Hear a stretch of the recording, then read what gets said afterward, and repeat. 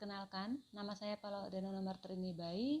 Hari ini saya akan melakukan latihan napas dalam dan batuk efektif pada pasien. Alat dan bahan yang perlu kita sediakan yaitu gelas berisi air hangat, bengkok, pot sputum atau pot dahak, dan tisu. Sebelum kita melatih napas dalam dan batuk efektif, kita perlu menanyakan keadaan pasien, kemudian kita kontrak waktu dengan pasien, menjelaskan pengertian apa itu batuk efektif dan napas dalam, kemudian tujuan dan manfaat dari napas dalam. Adapun pengertian dari batuk efektif yakni merupakan suatu metode batuk yang benar di mana klien dapat mengeluarkan energi dan mengeluarkan dahak secara maksimal. Kemudian manfaat dari batuk efektif sendiri dan nafas dalam yaitu yang pertama memperbaiki fungsi pernafasan, kemudian mencegah pengempisan paru, yang ketiga memperbaiki ketahanan dan kekuatan otot-otot pernafasan, yang keempat memperbaiki pola nafas yang efektif, yang kelima meningkatkan relaksasi dari pasien. Sebelum kita melakukan batuk efektif, kita terlebih dahulu melakukan teknik nafas dalam.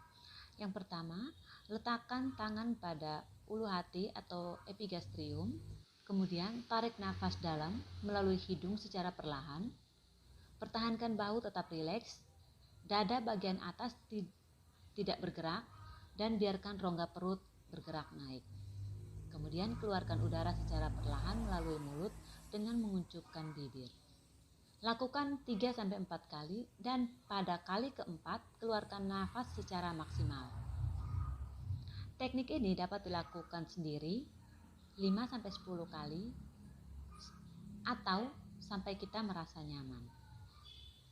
Setelah kita memberikan contoh pada pasien, kita meminta pasien untuk melakukannya sesuai dengan contoh yang kita berikan agar bertujuan untuk kita melihat dan memvalidasi apakah pasien telah benar-benar paham dengan apa yang telah kita contohkan tadi.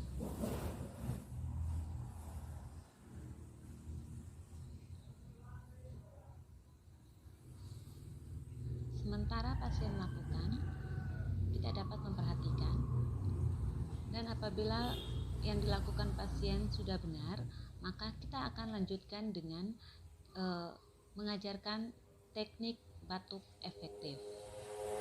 Untuk batuk efektif, pasien tetap dalam keadaan posisi duduk bersandar dengan leher sedikit menunduk.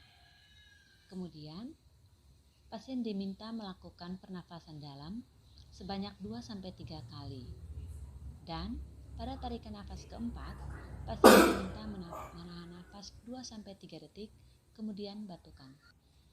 Setelah pasien melakukan batuk efektif, kita bertanya kepada pasien apakah ada lendir atau tidak.